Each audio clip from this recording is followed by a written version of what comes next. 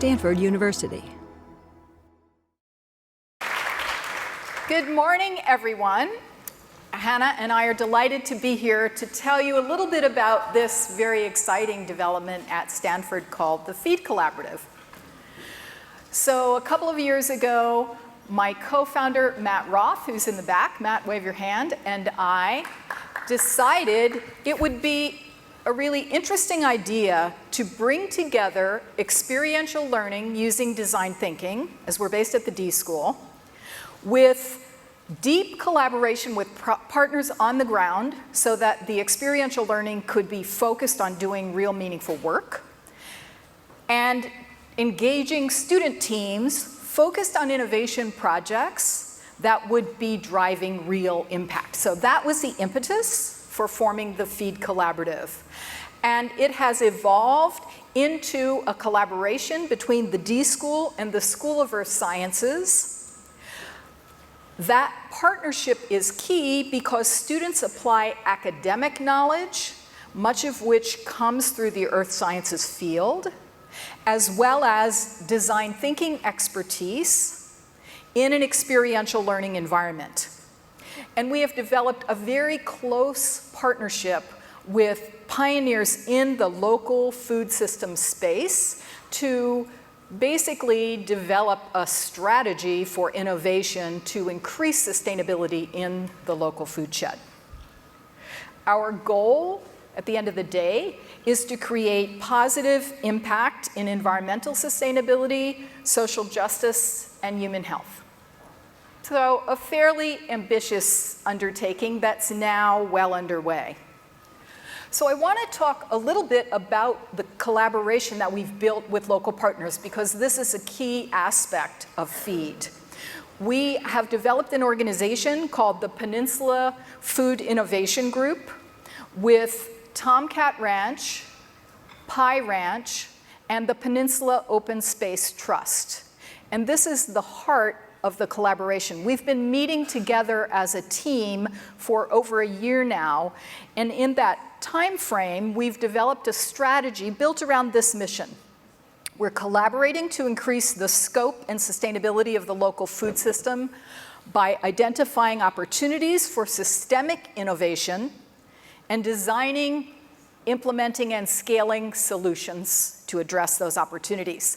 And I think one of the things that makes this particularly exciting to us is that here on the peninsula, which many people don't think of as sort of a prime agricultural area, we have incredible innovation going on all across the food system, from the farming and ranching that's going on over on the coast with the organizations we're partnering with and others, to distribution through organizations like Good Eggs and many others in San Francisco and on the peninsula. So it's a very ripe area to connect and scale groundbreaking innovation of the food system.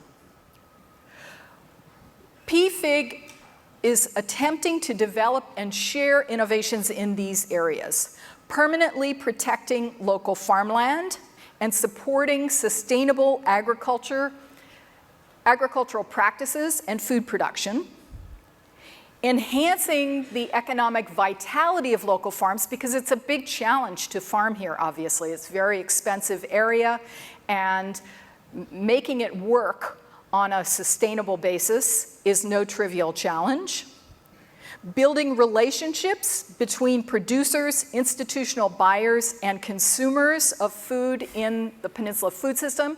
So there are some early projects connecting Pie Ranch with Google in one case, and with the Stanford Dining Service in another, to streamline the supply chain and both make it easier for a sustainable farm to scale up and have a ready market for their goods, and also influence the understanding and behavior of the consumers in those institutions of the food that they're buying and the way that food is produced.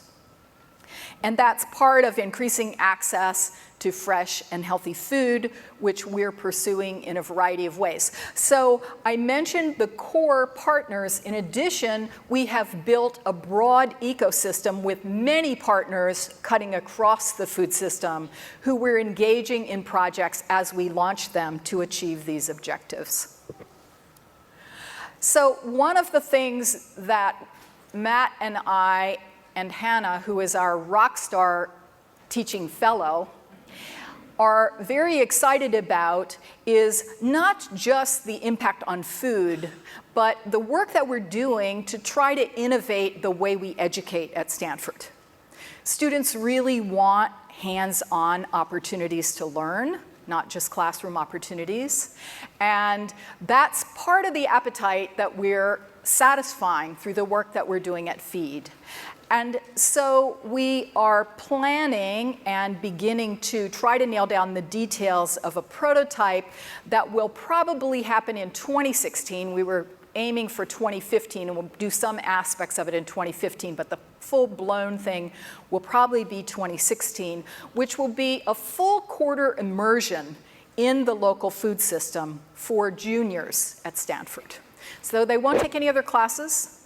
They'll spend the entire quarter likely living and working in various aspects of the food system so that they can really understand how does this system work, what are the interconnections, how is it linked together.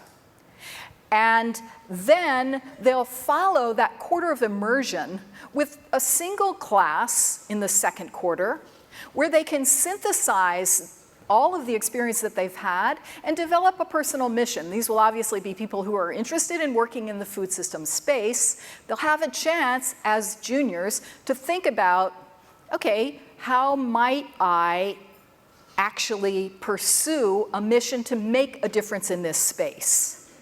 And then another class in the subsequent quarter to develop a plan based on their own abilities to put that mission into action so that during their senior year and the intervening summer between the junior and senior year, they'll be able to fill gaps, gain experiences, fill out their course work so that they're prepared when they graduate from Stanford to dive in, hit the ground running, and actually begin making a difference in the food system. So I've talked a lot about the food system. I'm not going to spend a lot of time on this, but just mention this is a simple diagram that we are using to help students understand the various aspects and interrelationships in the food system. At the heart, it's built around production, transformation, distribution, and retail access and consumption. And all of those, and waste, all of those things are influenced by policies, by other influences, culture, religion, education, family background, and the inputs that are available. And so part of our aspiration is to help students fully understand and appreciate the complexity of the system and how to actually make a difference in transforming it. So Hannah is going to tell you a little bit about what's actually happening from a student perspective.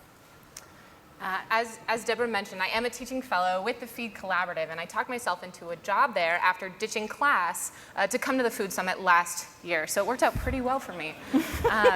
Previous to coming back to grad school, I was a teacher. I was a STEM teacher, and now I'm studying design here at Stanford, which I absolutely love. I also have been eating food pretty much every day of my life, so I feel like food, entrepreneurship, education, and design, what FEED stands for, is very core to a lot of my interests. On top of all of those things, I'm also an expert student. This is my 18th year in school, 19 if you count pre-K. So by Malcolm Gladwell's definition, I definitely have 10,000 hours in the classroom. But it's a little embarrassing. I don't remember most of what I learned in those 10,000 hours.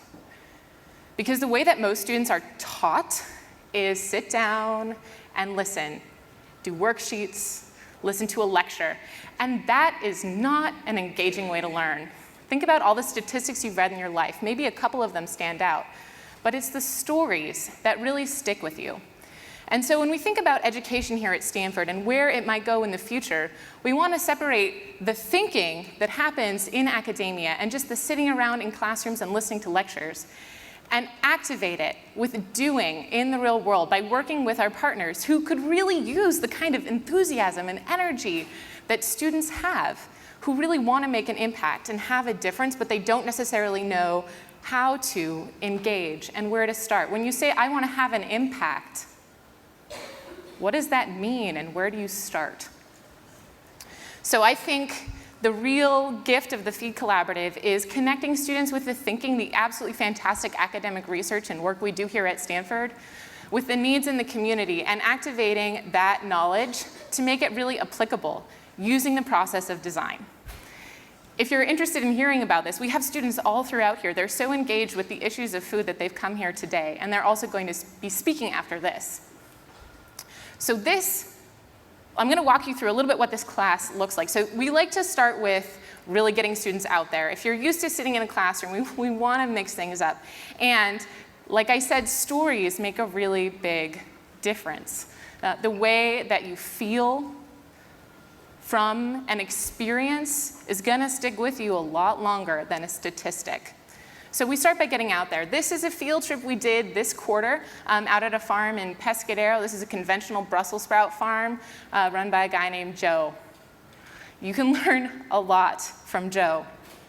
And our students did, including that conventional farmers are not actually really bad people. They're just trying to make a living. And understanding the perspectives of people who think differently than you is the key to making change. We tell our students, you're not going to change the world using only the people who already believe the things that you believe. So to do that, we'd spend a lot of time in observation. We also visited Root Down Farm in the Pescadero area, raising livestock of various kinds, and talked to them about their practices. The lens of our class this quarter is food waste, as a way to focus on the various portions of the food system. And so by looking at food waste from the producer side, you're able to get a much more nuanced sense of the connections between all of these things in the food system and how complicated they are, and why it takes really creative design thinking to formulate solutions that are going to be applicable in the real world.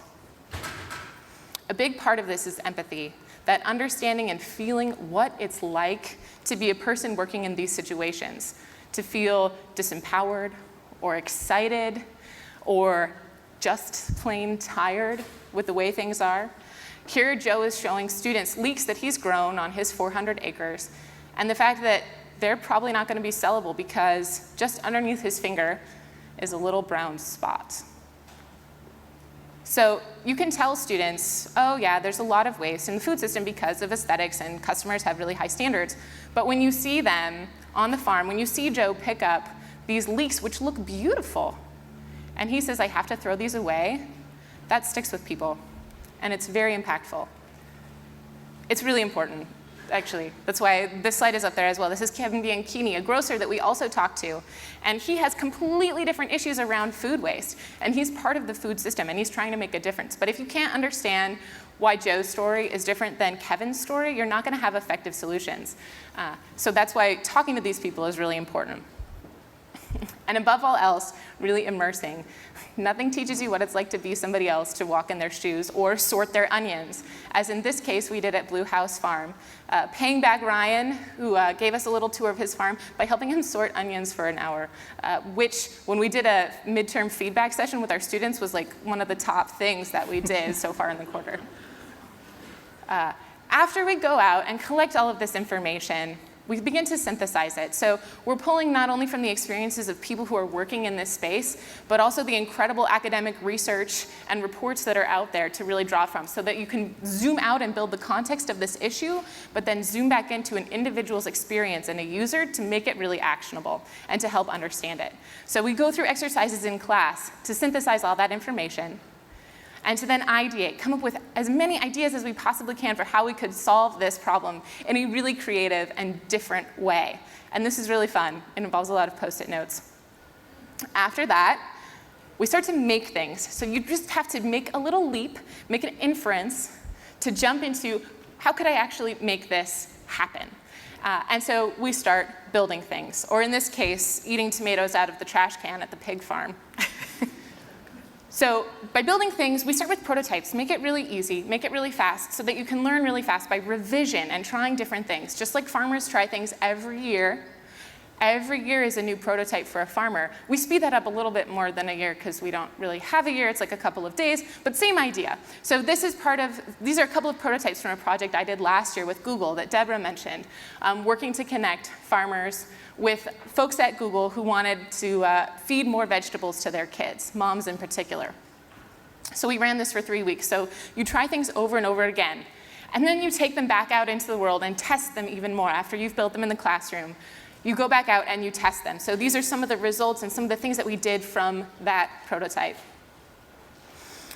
After you've had all of this learning, you've done your prototypes, you've tested, you've talked to people, you've made relationships, you want to share it, you want to pass it on. How can somebody else build on it? Because our idea of scaling is not one big, it's many collaborative, working together. And so our students go on and do incredible things in the food system, and we hope to inspire that in people who are here today. So if you're interested in being a project sponsor, in coming and taking one of our classes, in being one of the many fantastic speakers that we have come and talk, please come talk to us afterwards, and check out our website online, feedcollaborative.org. And you can look forward to seeing Kevin right after, talking right on this stage. Thanks so much. So obviously, Hannah, we can't take credit for Hannah. She was extraordinary before she ever got to the Feed Collaborative. However, being able to really excite and channel that enthusiasm in students like Hannah to help them make the difference in the world that they want to make is what the Feed Collaborative is all about. So thanks for your time, and hopefully we'll find an opportunity to connect with you. Thank you. For more, please visit us at stanford.edu.